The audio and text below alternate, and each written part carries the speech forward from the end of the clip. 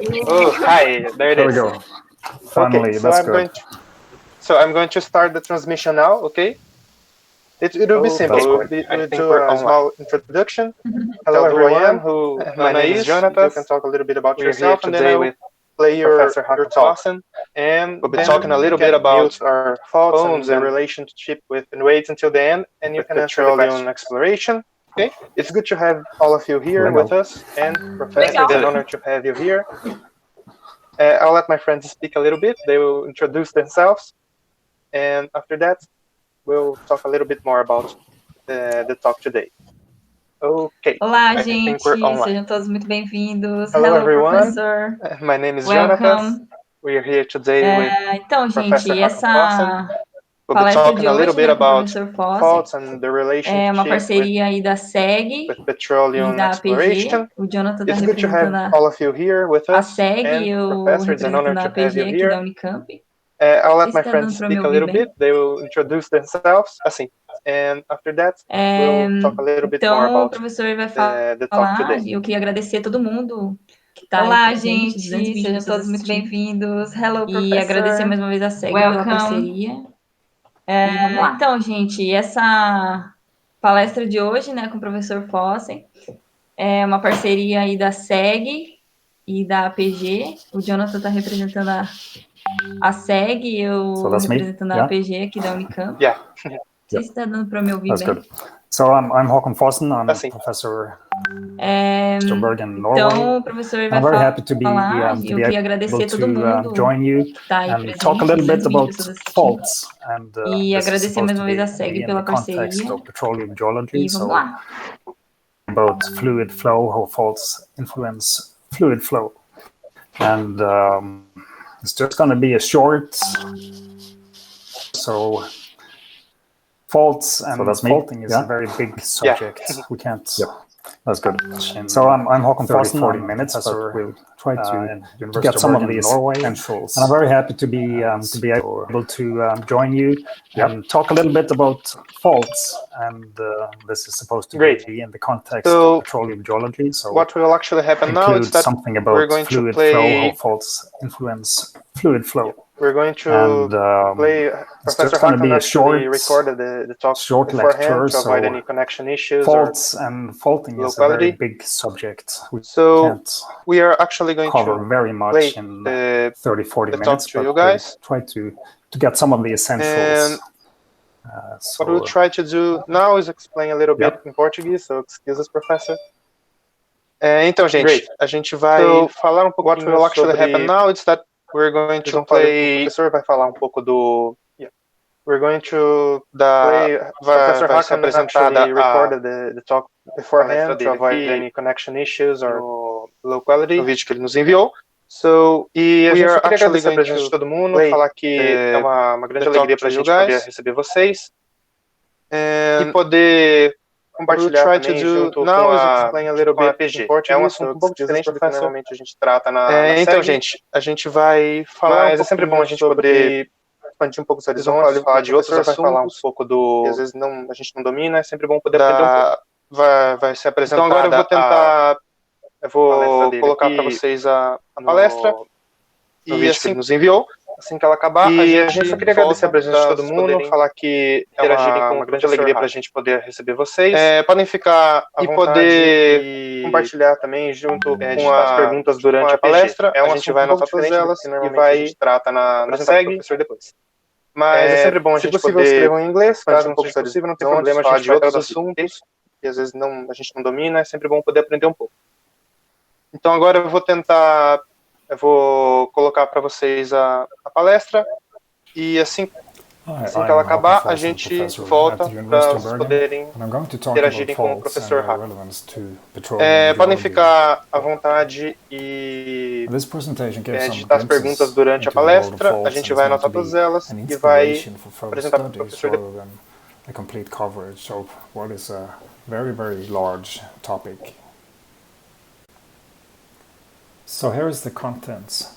We'll talk about what a fault actually is, how we can map and study faults, how faults form, displacement and growth, fault populations, and finally faults and fluid flow. So what is a fault? Well, a fault is characterized by shear displacement, which means displacement parallel to the fault itself.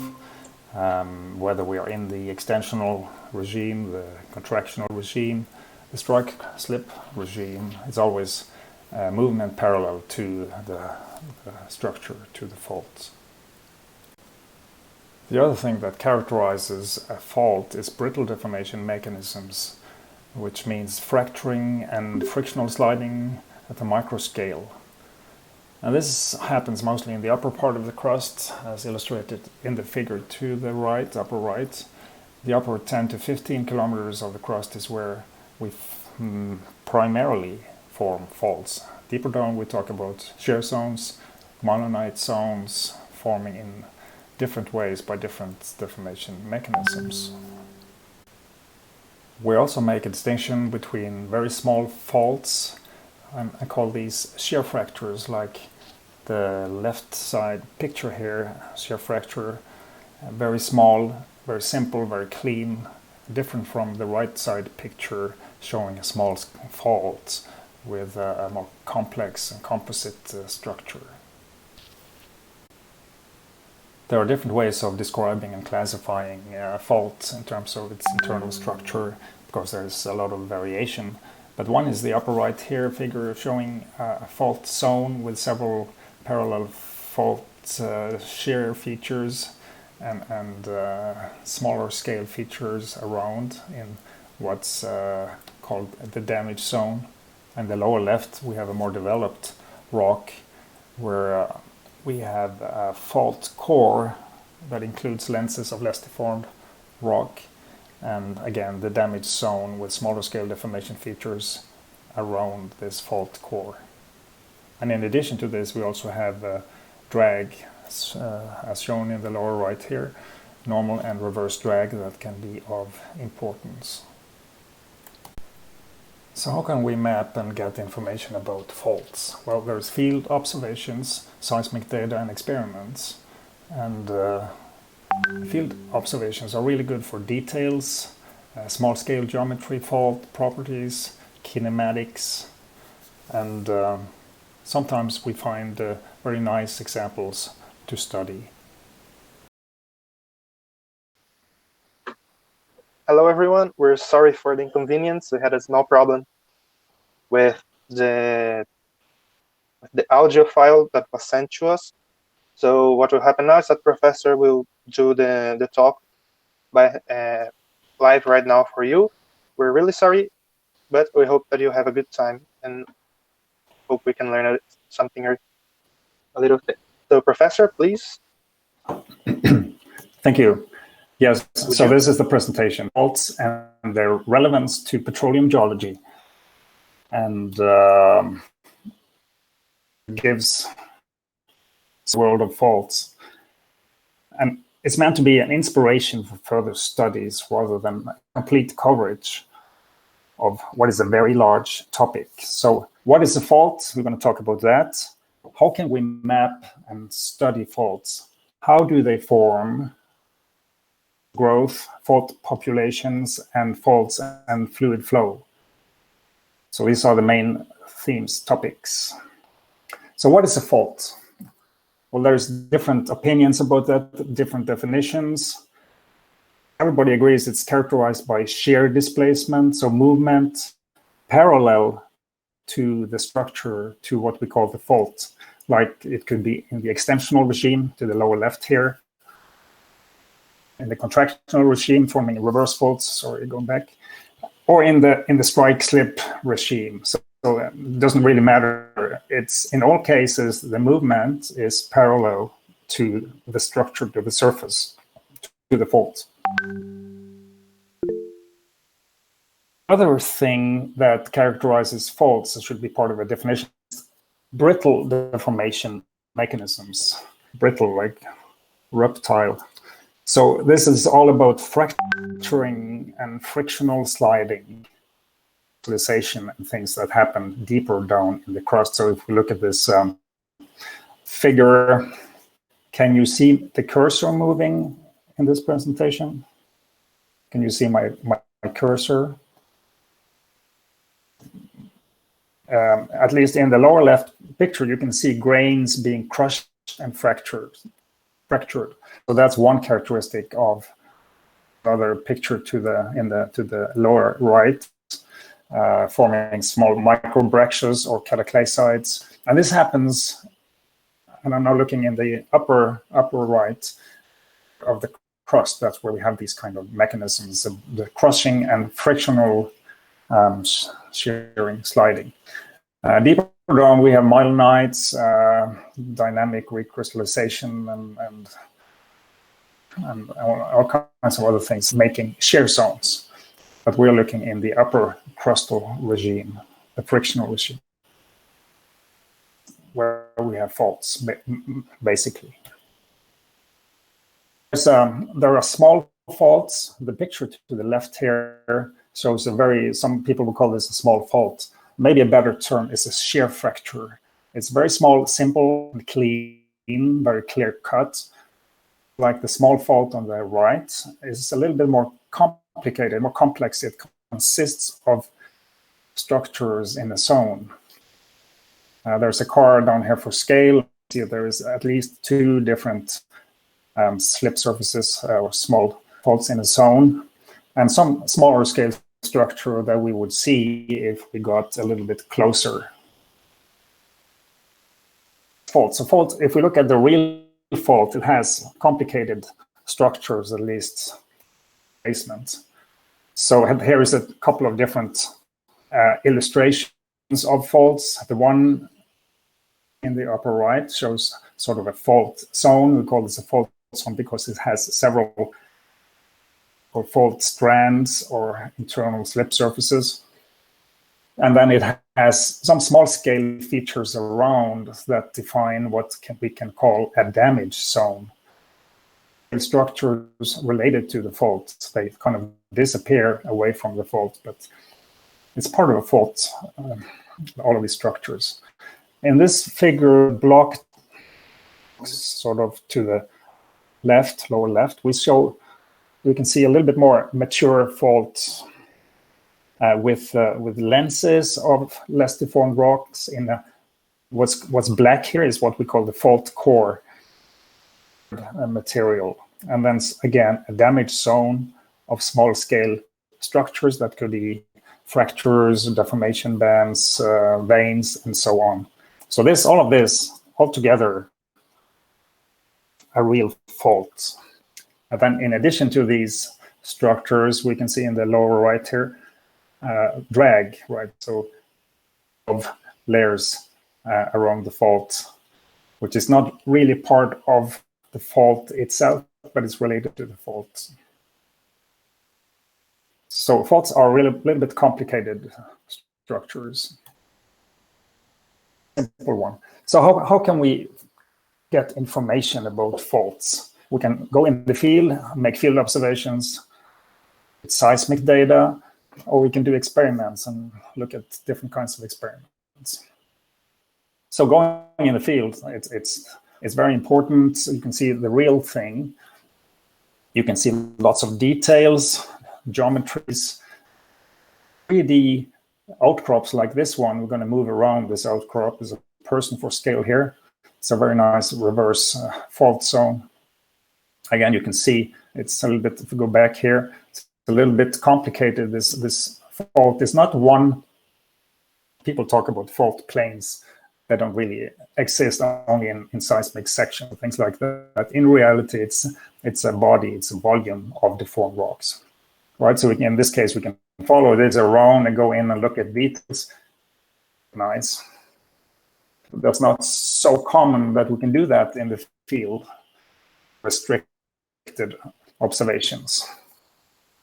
If we go up a little bit in scale, seismic data is a really, really nice tool for mapping faults, and especially in 3 dimensions, the geometry of faults, the way faults, and you can see here, this is sort of a seismic cube where we can see some interpretation in the foreground and the seismic itself in the background. I'll go back there. This presentation has been set to shift on a certain time, so sorry for going a little bit back and forth. So you can see this fault sort of ending here in the front, another fault picking up, and it's a lot of fun, and it's very useful to interpret faults on seismic data. This is a cross section, and it shows a fairly deep in part of a rift, another North Sea rift, very big faults. This takes us down to the middle crust. The lower part here is the middle crust. We put on some interpretation. This light blue here is the top of the crystalline basement, so everything above is sediments, rocks, and we have a basement. We can see the geometry of these faults. You can map them to the crust. So that's something we can't do in the field, of course. It's a very powerful tool when we want to understand fault geometry. So the downside of seismic fault interpretation is the resolution. So they usually appear as lines, sort of. The line here on the figure is what you would probably put in on a seismic section.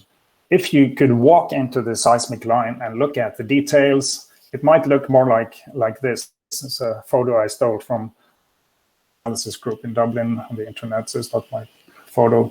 This is John Walsh in the foreground, who has done a lot of work on faults. It's a complicated zone, which we already know from the beginning of the lecture. And then you can put this back into the seismic, and of course you can't really interpret these things on the seismic because of it's too low. So there are limitations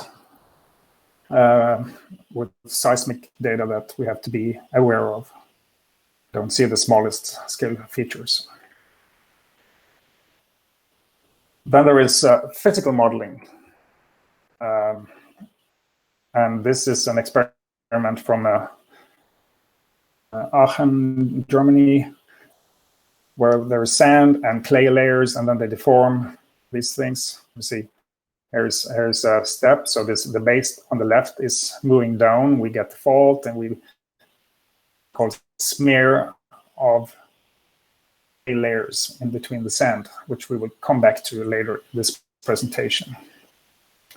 Quite nice. So you can learn a lot from physical experiments, and then there are now numerical modeling, numerical experiments that you can do in different kinds of numerical experiments. This is a sort of a numerical sandbox with small balls like sand grains, and they move as we impose extension on the walls here, and we can go in and map these faults in 3 dimensions, just like seismic data. All different things, such as the properties of the layers, mechanical properties, and so on. Different mechanical or rheological situations. So this is how we learn about faults. And then I want to talk a little bit about, fault formation, how faults.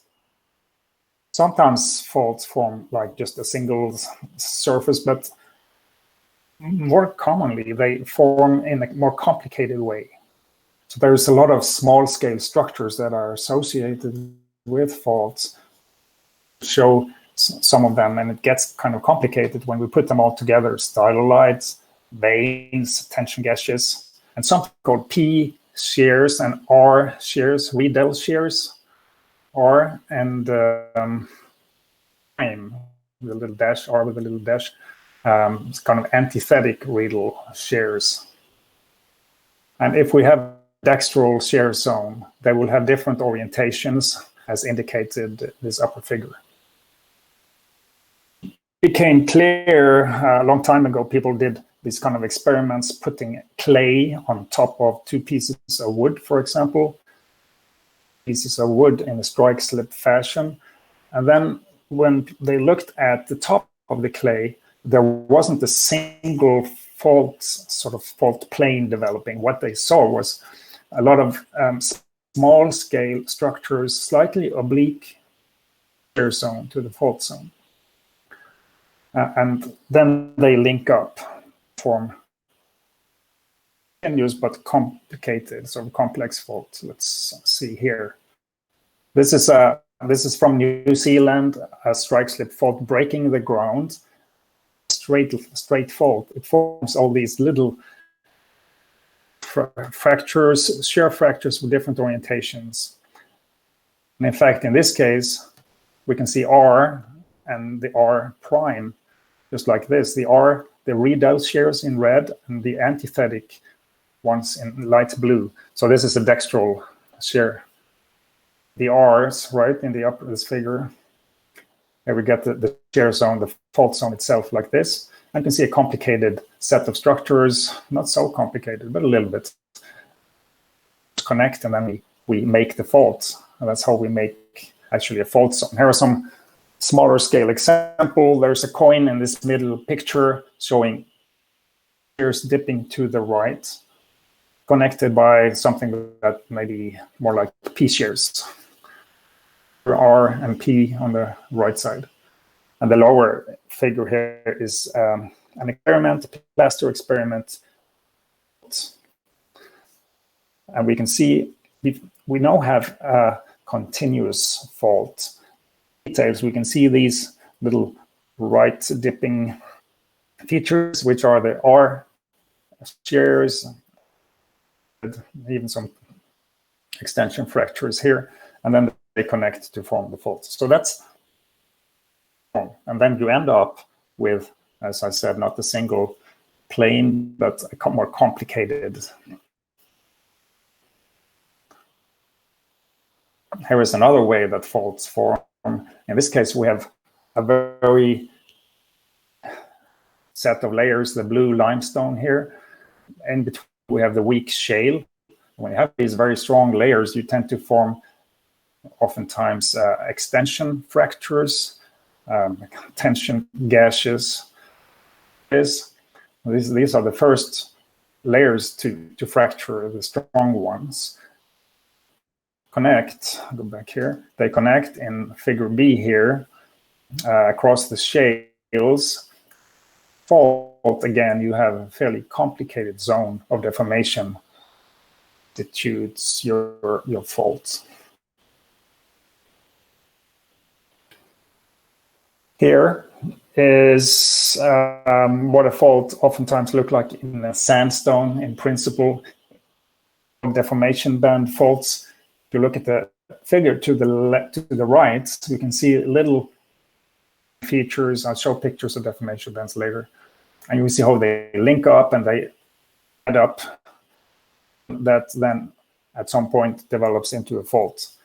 And this is just to show a very, very nice, one of many nice outcrops from the northeast of Brazil. Sandstone that has developed the fault exactly this way. So that you can see many people would just say these are small faults, but they're actually deformation bands, then faults. And these deformation bands get very, very concentrated. Is about to develop right in this zone here. So that's deformation band faults, very common in porous sandstone reservoirs. And these deformation bands that we now are talking about, which you look really close up, there's this white thing here. 10 grains that we can see on each side have been pulverized or crushed into some white stuff. And if we look under the microscope, very small pieces of original sand grains. So it's a process called cataclasis or grain fracturing. These deformation bands, and the porosity is low. Here, the porosity, the blue porosity, the pore space, right? Within the band, the porosity is almost gone. So these very special role in a reservoir, they reduce fluid flow or direct fluid flow.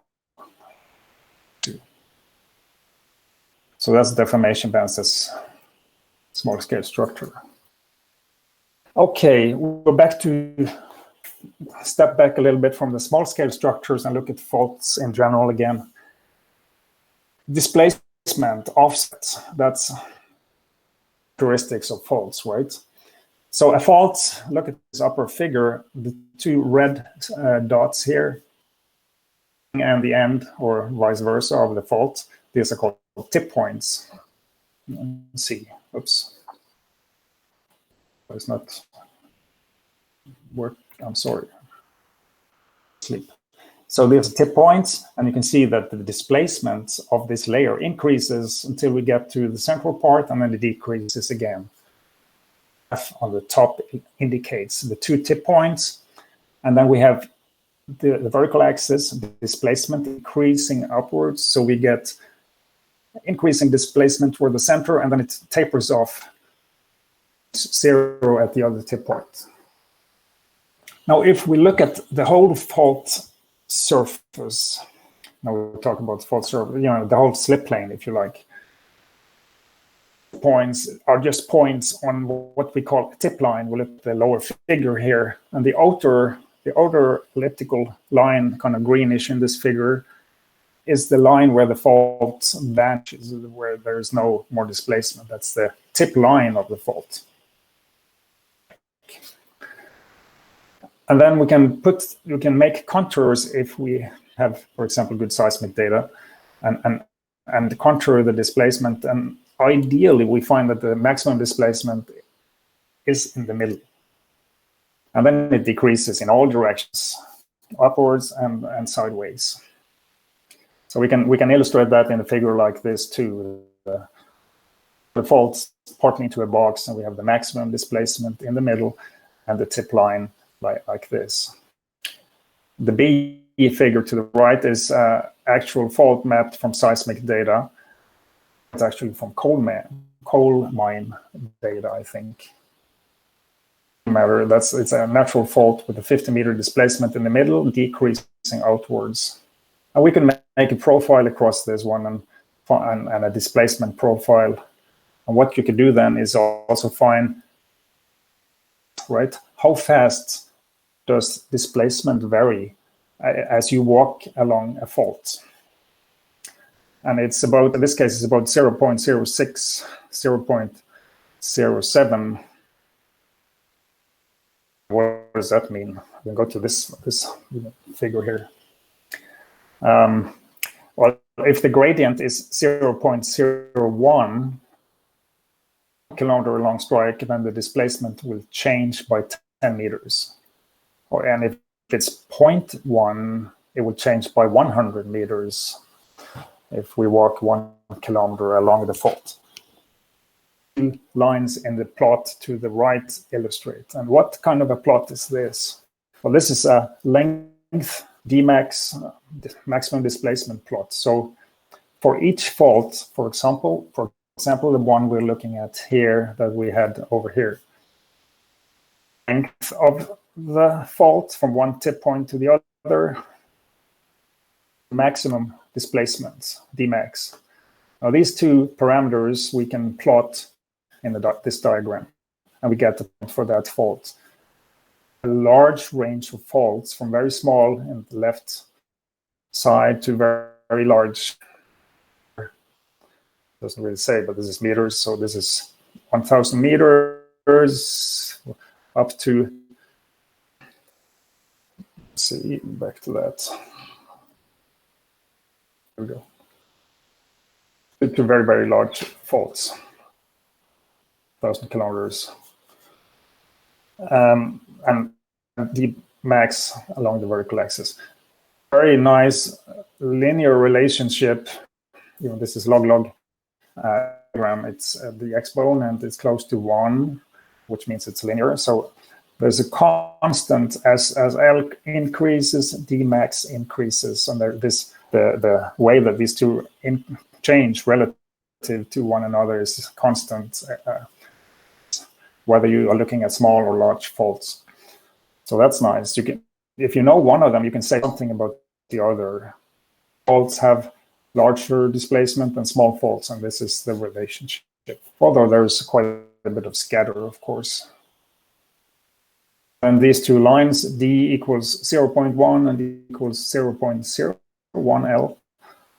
The two gradients that we talked about. Oops. So how fast it illustrates how fast displacement changes along a fault.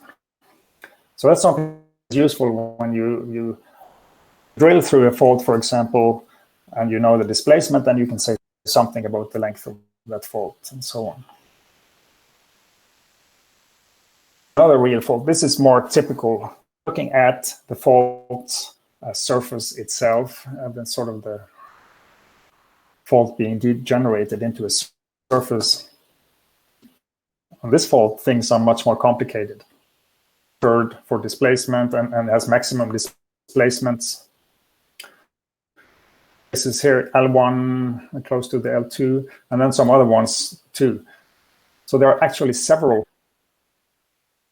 displacement maxima on this fault. Plus it has a little complications along the sort of fringes on the sides, the top and the bottom.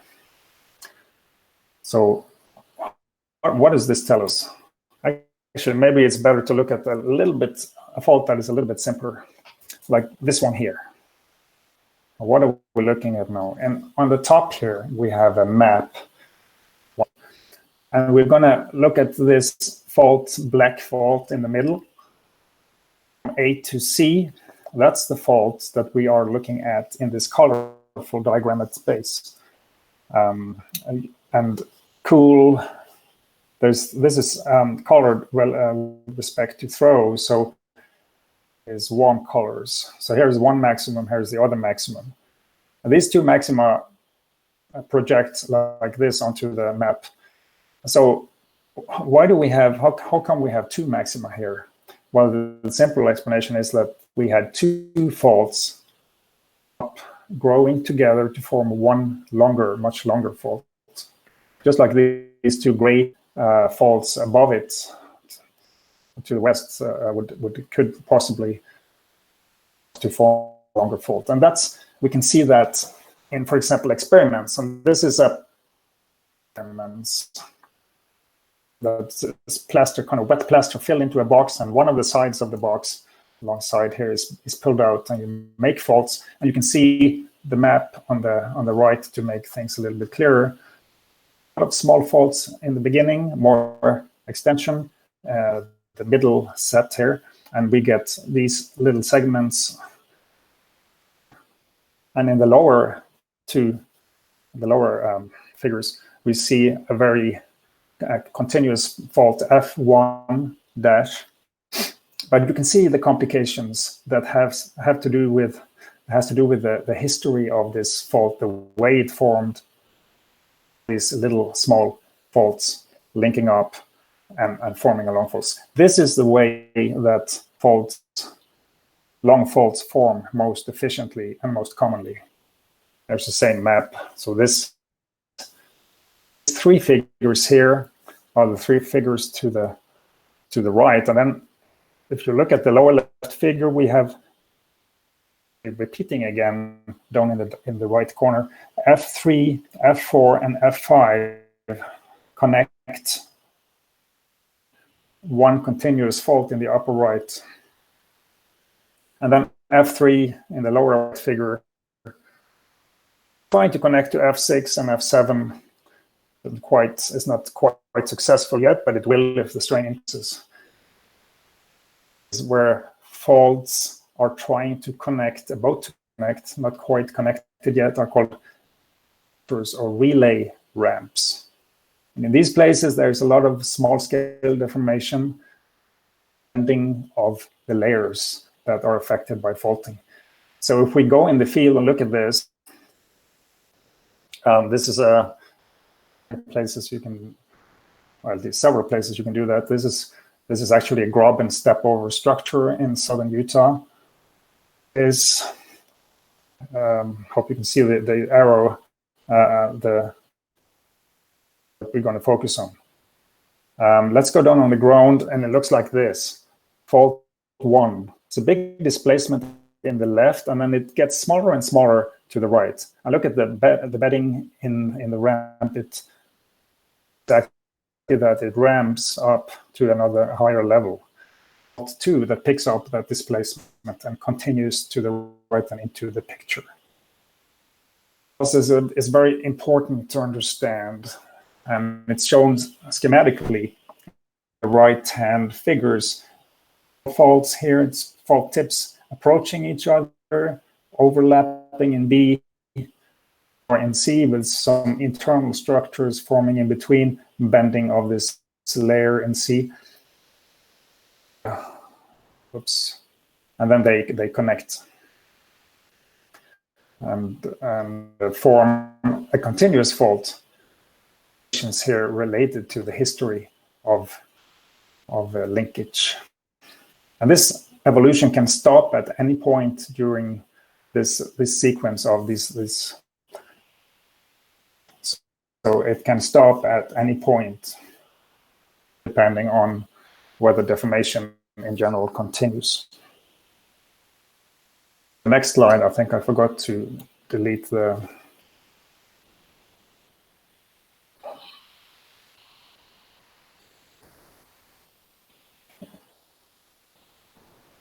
So that was just a picture from the East African Rift showing fault populations. So populations of faults. So then we are looking not at single faults, but for example, within a rift, there's a lot of faults forming, and we want to know how that happens. Why do they form, where they form, and how does this develop over time? The model is shown in the left. Here in A at the top, we have these many small faults forming during early extension. A lot of small faults. They are small, so they are relatively short, but there are many.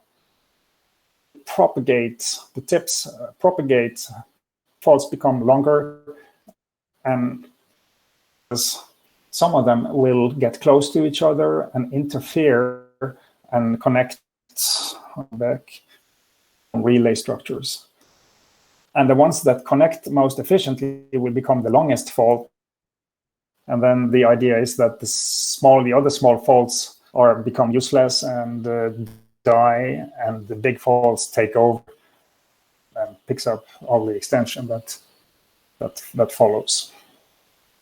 So that's one model.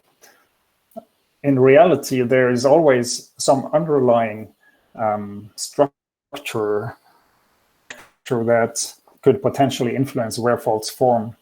Like that's what it's shown here in the right figure. The black teeth was there already, and it propagates up and makes a new fault in the cover.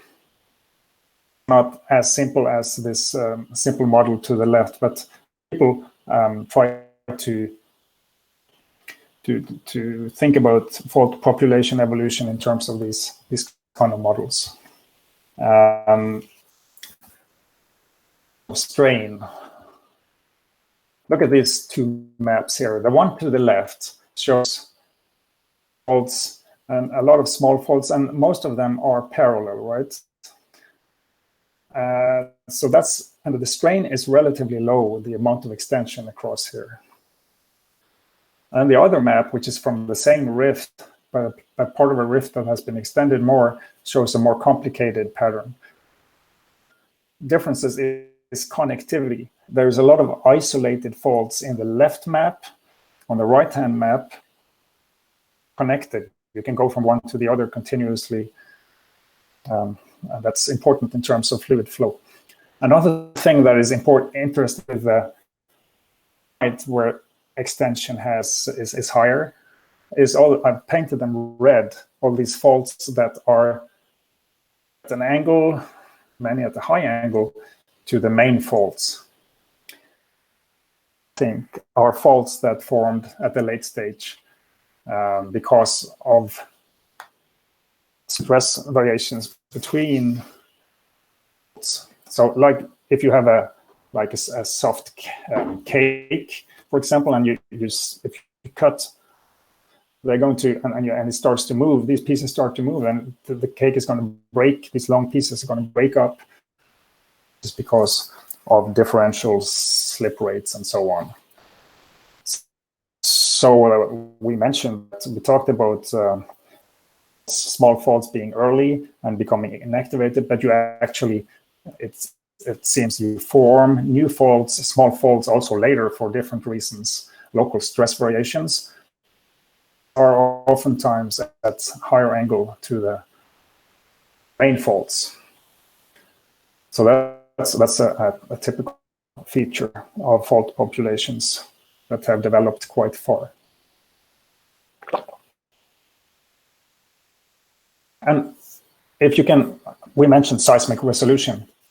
Here's a quite interesting two internet maps from a Welsh or Scottish coal mine where faults been mapped in detail. The shows faults with displacement larger than 20 meters. So typically seismically visible faults have been taken out of that map. So we see the strong northwest trend.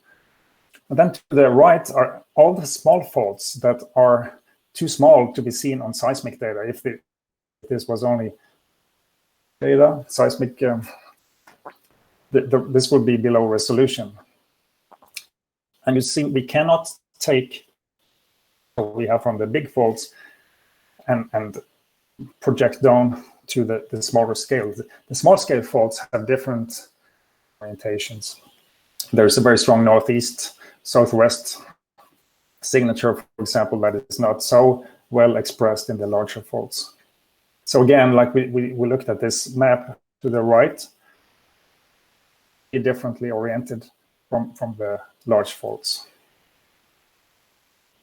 That's a good thing to know about. Okay, so now we're going to talk a little bit about faults and fluid flow, which is what we are specifically interested in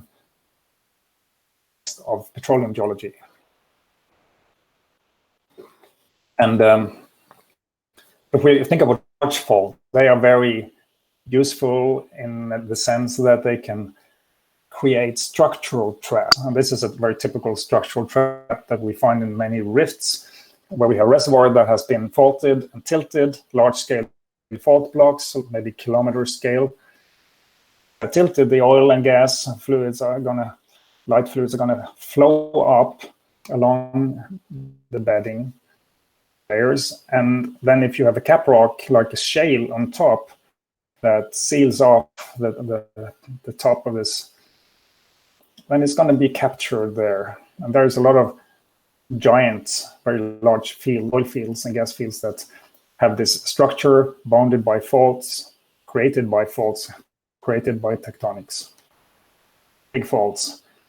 Then smaller faults are more difficult to deal with. They can affect reservoir performance during production in different ways. So they especially can problem compartmentalization, depending on what kind of structure you have.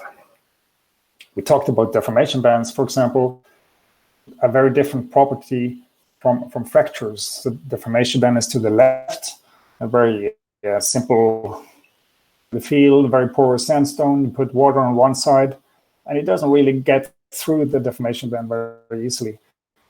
The reduction in permeability within the deformation band. This is actually from the same region in southern Utah. We can look at this fracture to the right.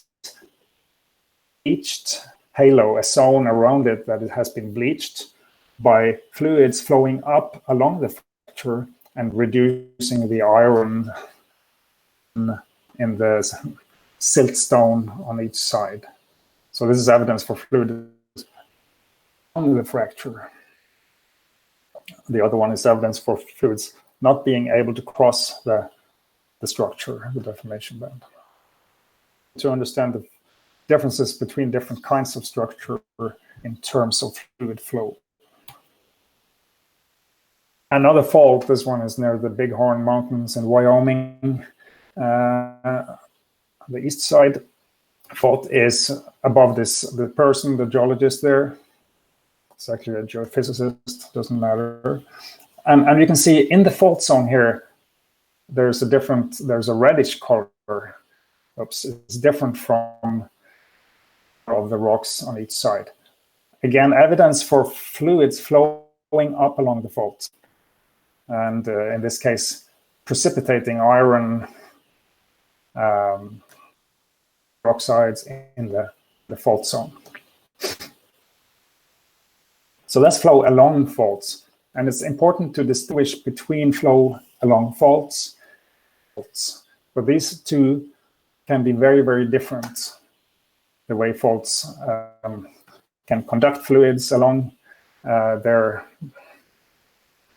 structure along in the dip direction, a strike direction. Yeah. Sometimes hinder or reduce fluid flow in the horizontal direction. Of horizontal cross-fault flow, we talk about fault seals and fault sealing.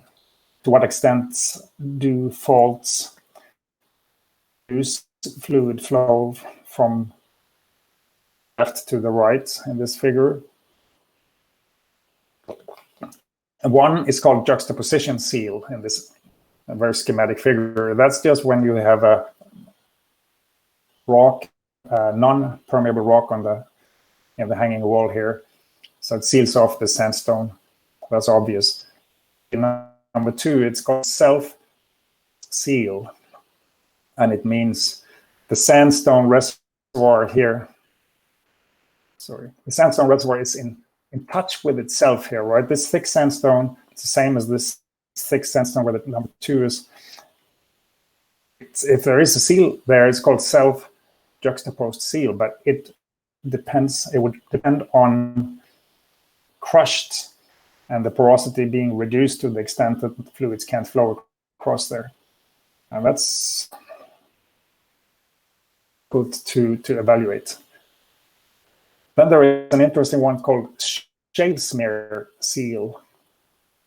It's a shale green being smeared down, here we go, along the fault. And that's what this picture shows here.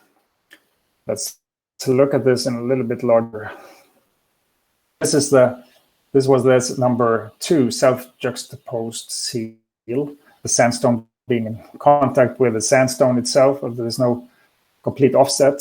So any sealing effect of the fault must relate to the crushing of grains and reduction of porosity fault zone in the fault core in particular. So that's back to this picture to the right of the crushing mechanisms of. Then this is the picture I wanted to show of smear. And this are sandstone with some layers, the source layer, mudstone here, that has been, it hits the fault and then it's along the fault all the way to the base of this picture and even longer. And that would cause an impermeable membrane or a zone of impermeable rock. Make it impossible for fluids to flow from the sandstone on the hammer side to the sandstone on the left-hand side. This experiment that we showed, right? So we move the base here and make a fault. And these clay layers here then start to get smeared out along the fault because they are relatively soft. We impose more displacement and more displacement.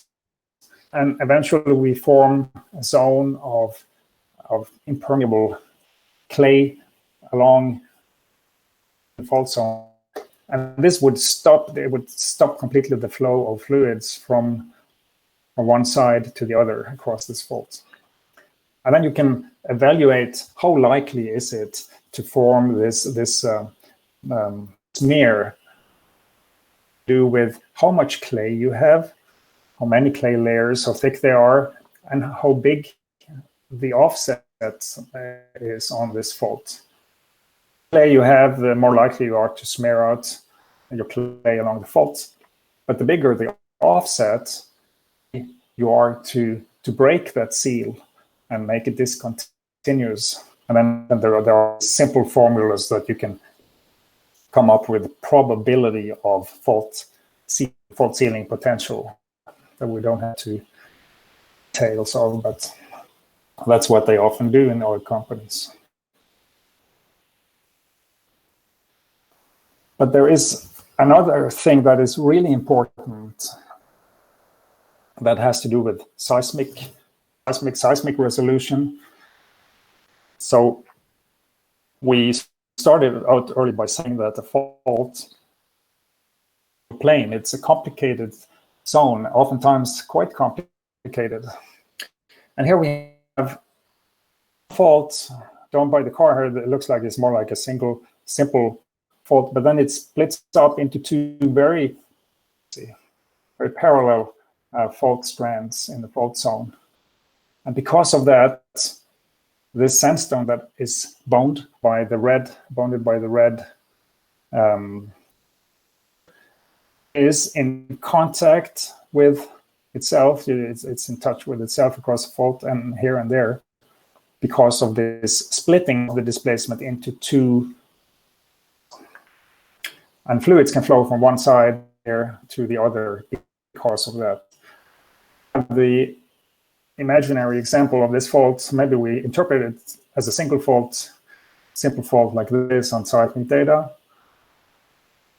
If we put all the displacement on one, there's no connection between this, the hanging wall and the footwall, and there will be not be possible for fluids to flow from one side to the other.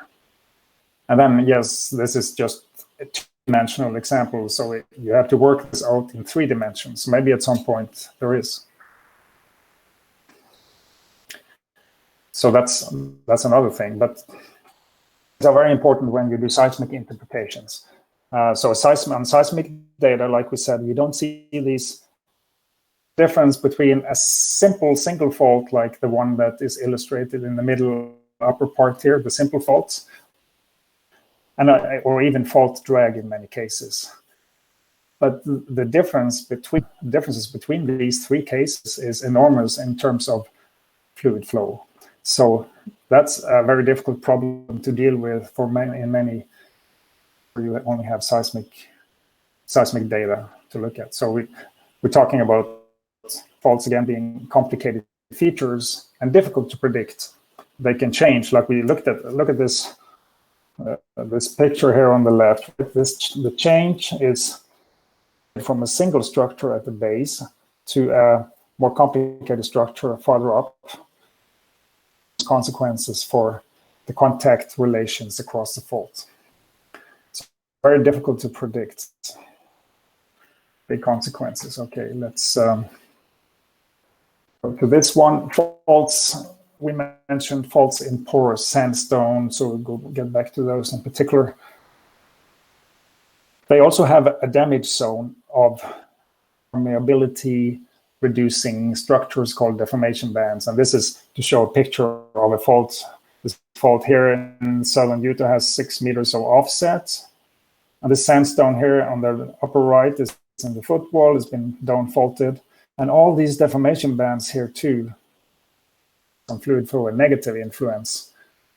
It's reducing the permeability and porosity already long before the fluids reach the actual center or the core of the fault. So that also has to be taken into consideration. So that's what this figure to the right, on the right, shows, is the fault core in black in the middle, surrounded by features that could influence also fluid flow and maybe also drag, which we don't see on this picture here, but in some cases we see drag important. In other kinds of rocks, like basement rocks, for example, all this damage zone, we talked about damage zone, there's the shear deformation bands, the fractures of different kinds, and these fractures could potentially be open and conduct fluid.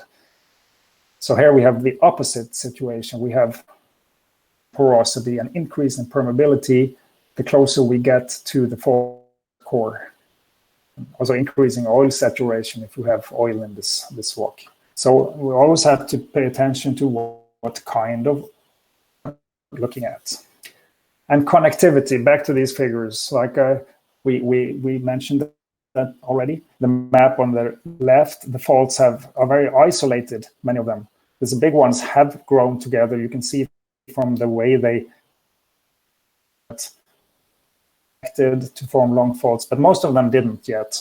So it's very open system. Fluids can very easily flow from one side to the others, except maybe not so easily across the big faults, but they're not so many. On the right side here, higher strain, higher extension example, the faults are much more connected. All these are very connected.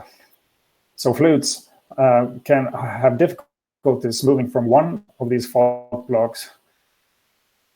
And if you think about production, to produce oil from these two cases, that would be very simple in the left-hand case, and in the right-hand case, you would need many more wells because it's what we call compartmentalized, split up, divided into many or blocks that do not necessarily communicate with each other in terms of fluid flow. And so connectivity is important. And these ramps that we talked about, where faults are trying to connect, are also very important. Sometimes they are difficult to detect from seismic data, sort of pathways for fluids to flow from one side, from, in this case, from the footwall in the front, sorry, hanging wall in the front to the footwall in the back. And remember that faults link up not only in the horizontal direction, but also in the vertical direction. Can appear in the vertical direction. The overlaps right in these zones where faults have not quite connected yet. From Arches National Park, again in Utah, where we have sandstone front, and in between this, from the front and the sandstones, there's a fault zone. And these faults are only partly connected. This one really connected. You can walk up this ramp just like oil from the hanging wall into the footwall here like this. Let's talking about this one here. And let's see. This is actually the path up to something called the Delicate Arch that many of you have seen pictures of and maybe even visited. People walk up here just like oil, migrating from one side of the fault zone to the other. Problem because there's this ramp, whereas the other places here there's offset and cliffs are difficult to just like fluids. That's getting close to the end. We'll basically finish off with this figure. It shows some of the many complexities that makes faults interesting. They make fault interesting and for geologists, but also a little bit scary for engineers or others who are going to design wells and well plans for reservoirs, all the different things. We see many things here. We see faults forming zones rather than just single planes. Synthetic, antithetic. Let me see. There's a spelling error here. What's called breached relay ramps. Here, number 4. Small relay ramps in faults oriented and echelon style. And many other things. Smearing here, number 9, for example. And the fault rock developments along faults. And especially this thing that faults split up into several small faults in zone. Important, like number 1 here. Very conceptual. Then you can try to play games here to see how fluids will be able to, how easy it will be for fluids to flow from to the right side, for example. You can pass some of these structures, maybe this one too, and along one here in the back, or maybe not. So that's all I had. So in summary, we can just say very simply that faults are complex structures, very complex oftentimes, with features and characteristics that may vary and dip. And the components of a fault, it's typically a fault zone, a fault core and a fault zone maybe, and fault damage zone around the center. Fault drag is important. And these elements show different effects on fluid flow depending on lithology, burial depth, connectivity, geometry, many things we haven't. You probably understand that understanding faults with all their variability is challenging, and something that is not, I mean, this is research is going on and people are seeking to understand faults all the time. So references to the different figures and illustrations I used. So that's it for today. Thank you for listening. We're the ones who are thanking you, Professor. Now we'll have some time for questions and things that were posted during the presentation. The first one until now was from Maria Clara Goulart, and she's asking, how does the deformation bands behave on carbonatic rocks? Though they are different, they work the same way. How does that work? It's right. Let me see. Just go back. So deformation bands they occur in not only in sandstones but also in carbonates with anything with porosity. Talked about crushing of grains and reduction of permeability and porosity in sandstone. And it's exactly the same thing that happens in carbonates. There's also, I don't have a picture right here, but there's also reduction in porosity and permeability related to the deformation bands in these carbonates. Similar, actually.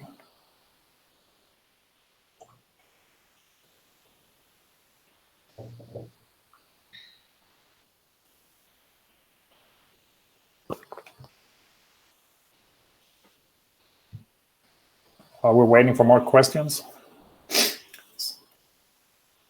Thank you, Professor, for the presentation. We're very happy to have you here. Aqui a Jéssica Arruda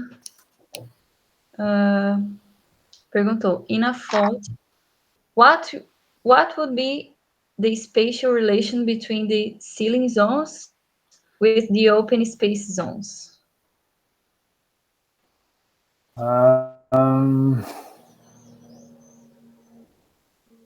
Open space zones. Maybe we can go this figure. Let me see. The relationship between, I'm not sure if I understood exactly what you mean, but let me see. Let's see. Go to maybe figure here. Is this what we're talking about, what we can see here? Or did I misunderstand? Can you give me some more clues here?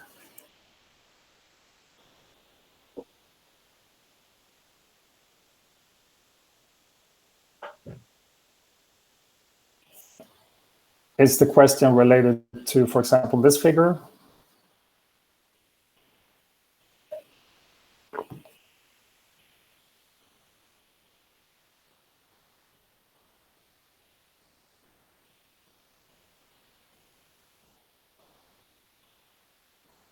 While we wait for her to to work a little bit on the question and make it a little bit clearer, I think we can go to the next one, and then when she that's fine.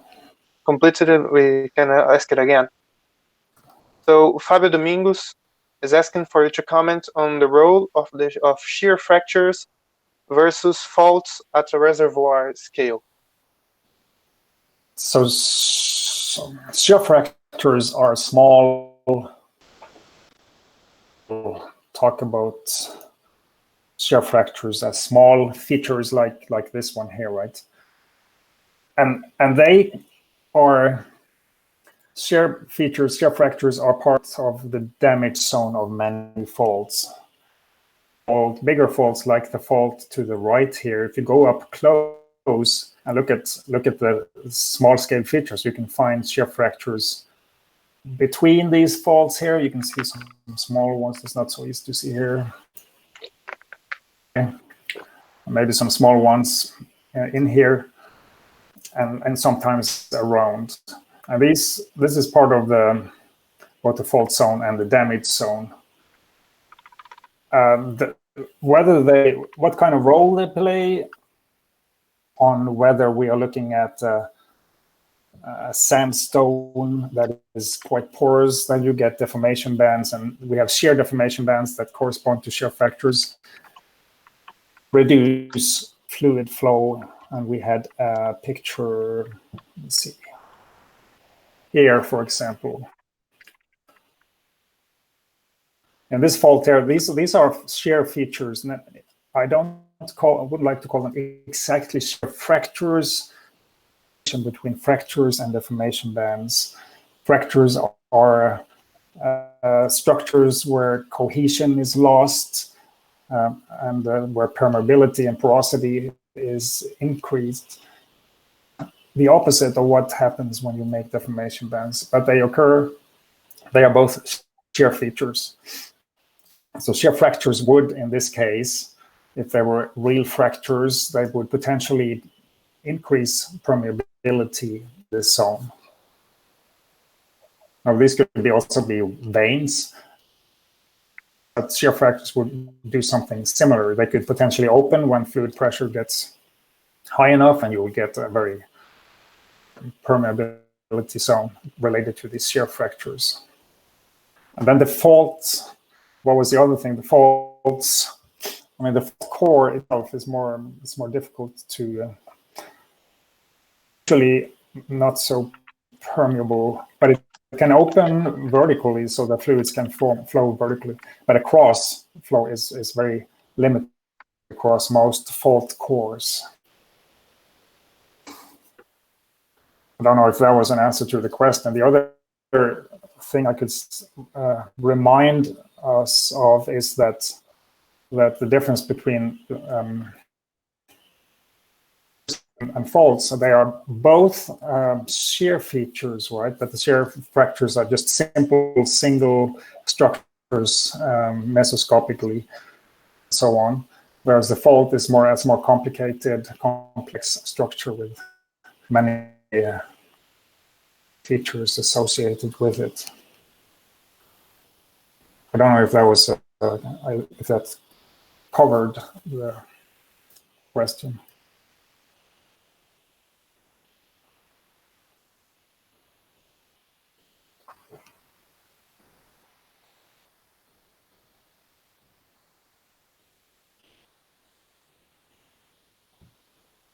Let me see. We have another question here, and well, it's not really a question, but he would like to ask you a few comments on fault-related codes.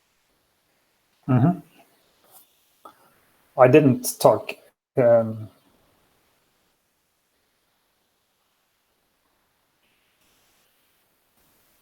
Should I just talk about that, or are we waiting for more details? Just talk about that, fault-related faults? Yeah, I think you can just do a small... The one thing that I find interesting and important about fault-related faults, I mean, there is drag. We talked about drag, but the way that drag oftentimes form, and I think most commonly form, is faults. This is fault. It could be a normal fault, for example. See this, right? The drawing. Yes. And, yes. Then we can pick another color for layers. Up here, be nice and horizontal. But then this fault will affect these layers, right? So they will bend as you get closer to the fault. And you will see this. Oops. So I'll do that again. Time a little bit more down there.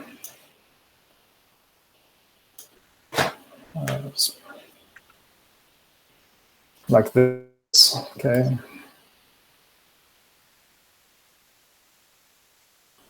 That's terrible. It's better. So this here would be fault-related fold right here. Sorry, so that's drag, right?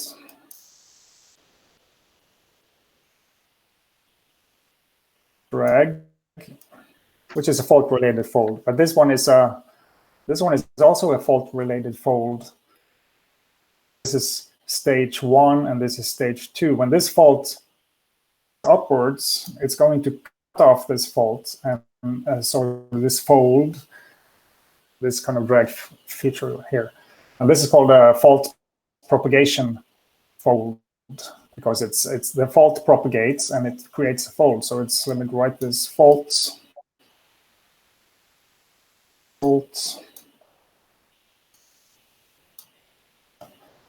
propagation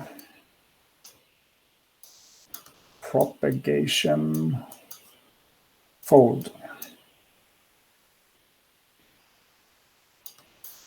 As good as I can do that with my mouse. Fault propagation fold. And it can happen, of course, also with reverse faults and normal faults, the same. And it's to see, and I think this is how drag in most cases form. Then there are other kinds of folds related to faults too. And these are, for example, faults are usually used as an example. We have ballistic faults affecting layers. Shape, the hanging wall, we'll do something like this. And this is called a rollover fold, right? A rollover structure. It's down because of the shape of the fault, the downward flattening shape of the fault, geometry of the fault. Another kind of fault-related fold, rollover. Then you could have a combination of these two. Actually, you could have a drag down here like this.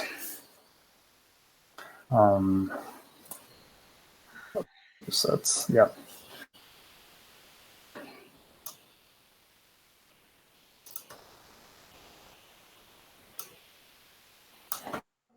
Okay, rollover structure.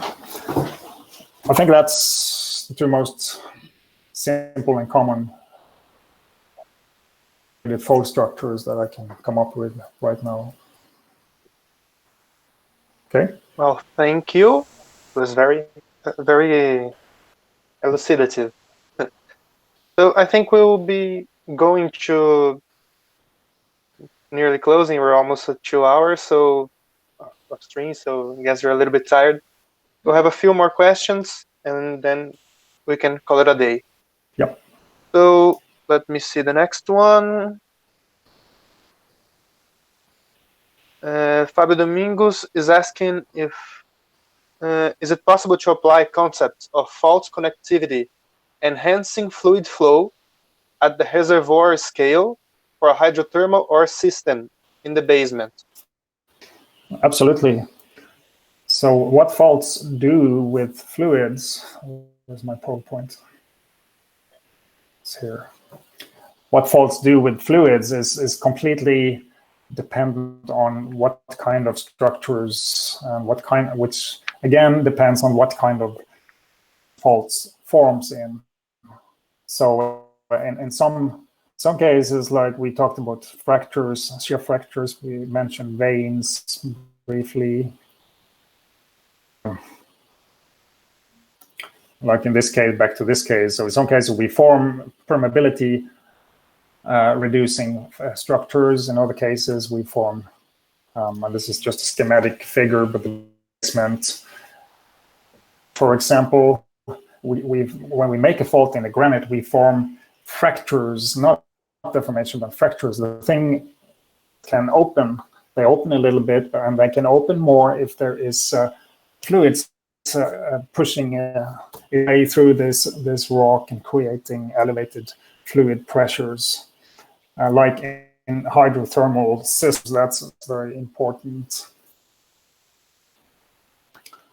Like I also, let me see, yeah. So it all depends on the type of structure and the type of, which again relates to the type of rock and a little bit depth on which they form. It's very important to between these different kinds of structures associated with faults. About hydrothermal systems, oftentimes, let me see, I'll go to another one. Right, fluid flow up along faults is very relevant for flow of hot fluids up along fault zones. And I was going to show another. That was hardened down here, this one, I think. And these kind of places where we have fault overlaps and fault relay structures where two faults start to interact and maybe connect.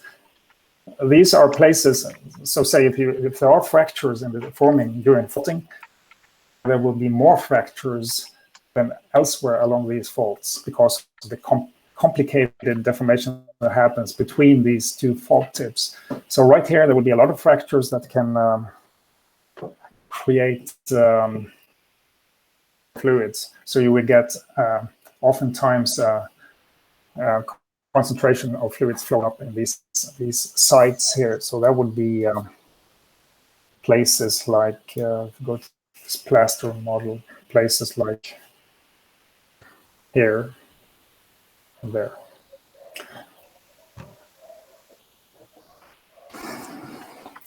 Yeah, I think that's it for an answer. It's okay.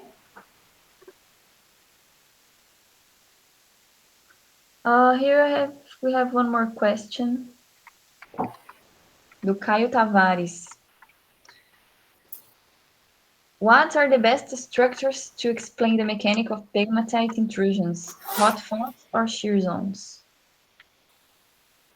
Did you say pegmatites? I don't know if I said right. Yeah. Yes. Okay. Pegmatites. Yeah, I don't. That's a little bit off petroleum geology. So much about that, but well, these are different crustal depths, different conditions, and related to intrusions, late phases of intrusions. And they often make their own fractures depending on the local fluid pressures.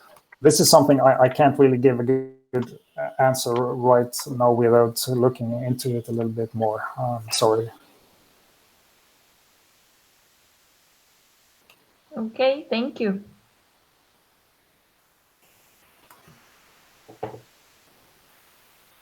And I think we're going to the last question now.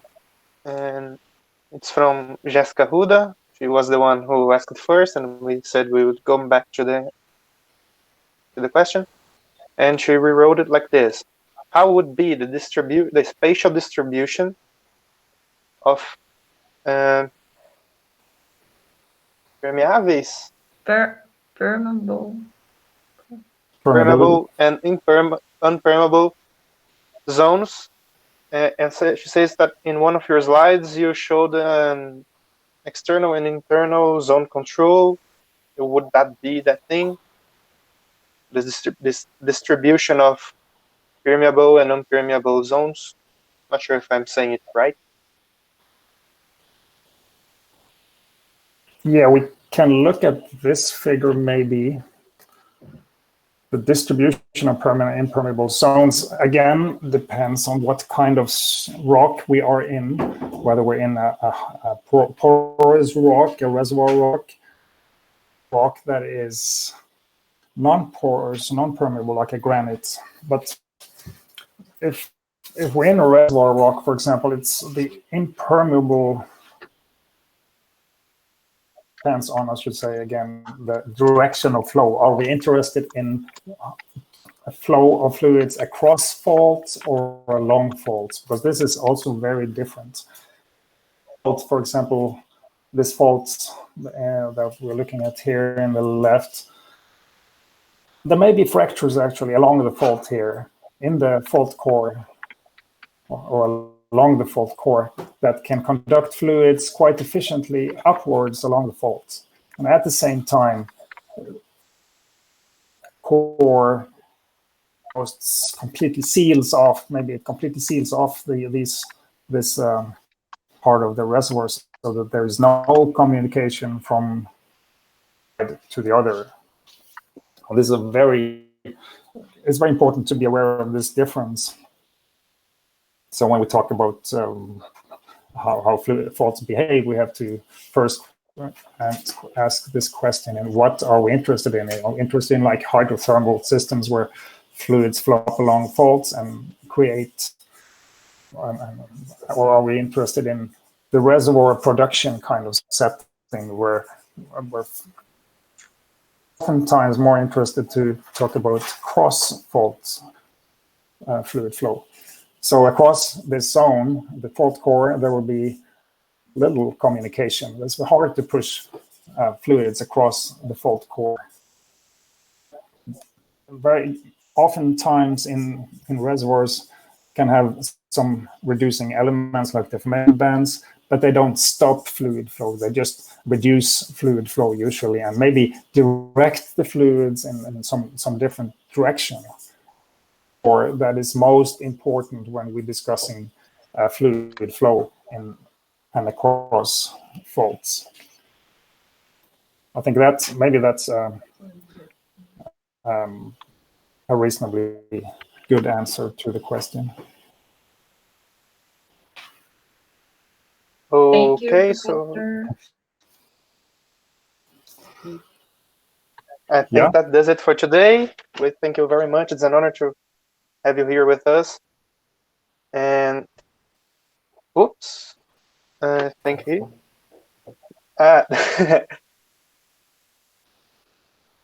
So thank you again for your inputs here with us. We're very happy to have you here. Very honored. And I guess that's it for today. Do you have any last things you would like to say? I'm sorry. I'm happy to have joined you. I'm very happy to see all the activities that Brazilian students in particular put on, like this here, and on the geology weeks and this activities. I really encourage you to keep doing that, and I'm very happy to be that. So thank you very much for letting me present this here. Thank you very much for your time, Professor. Hope you stay well. E obrigado aí todo mundo que assistiu até aqui. Espero que tenham sanado todas as dúvidas. E desculpa os problemas técnicos no começo. Mas é isso aí. Eu espero que a gente tenha outras lives aí. E eu queria agradecer também o pessoal da SEG, em nome da APG. pela parceria. Obrigada a todo mundo. Foi muito bom. Thank you. Again. A gente da SEG também agradece a participação da AAPG, né? Agradecemos todo mundo também que participou com a gente, que disponibilizou esse tempo para poder assistir a live com a gente. Muito obrigado e acho que é isso. Tchau, gente. Tchau. Tchau, tchau.